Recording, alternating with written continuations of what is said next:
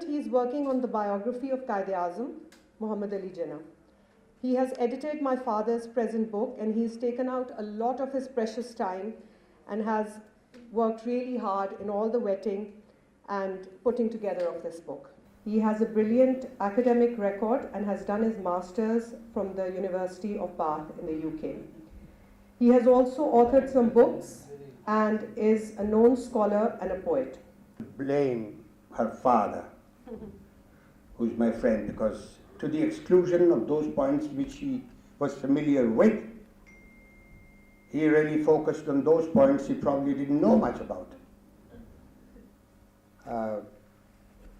The organizer of this evening's function, as it appears, let me say the anchor person, the elegant lady to my right, has spoken some just now good words about me, which really, I should say, I do not very much deserve, because when I look rather retrospectively or maybe introspectively, I have an occasion to analyze myself, and I find that she is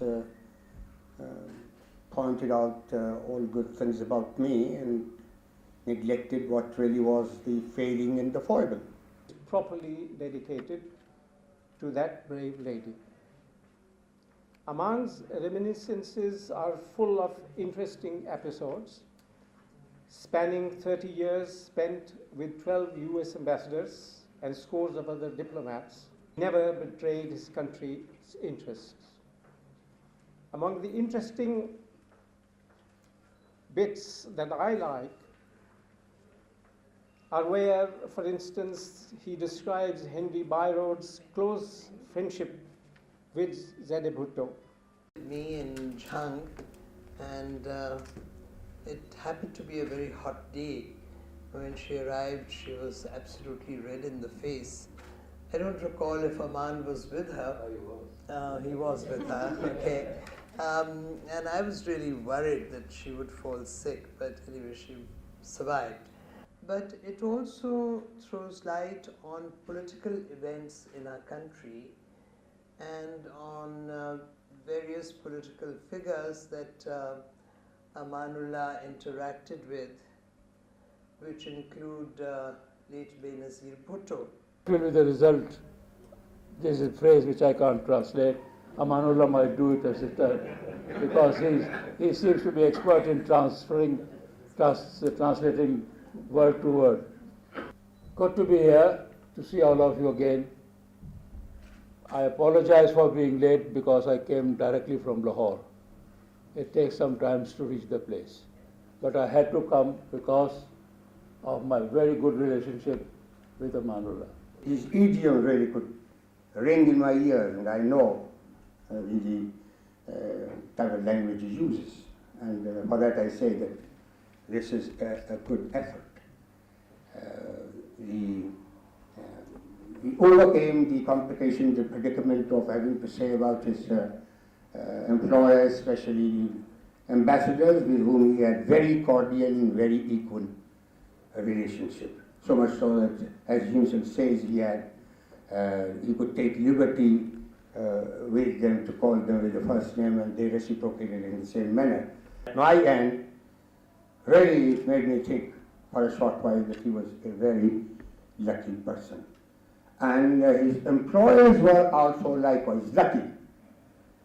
Not that I really would spare those who would probably not be very happy with me. I am not a very good man myself by temperament. I said I'm an angry man. So I would, that's something aside, what I would like you to share it, that I had my share of rancor by writing some poetic diction about them by way of hygiene.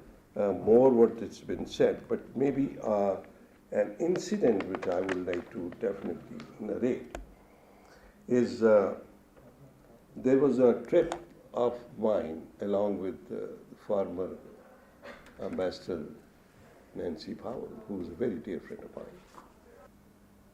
and my boss, Ambassador Raffle. They have died. What has happened to him? His plane has crashed, she answered. Sobbing, I felt the earth moving from underneath my feet. I slumped into a chair and could not control myself as tears started trickling down my cheeks. Understandably, Aman was often exasperated and jittery over the delay. Additional delay was unavoidably caused by the illness of the family of Mr. Mahbub, the Ferozan's man in charge of printing and publication.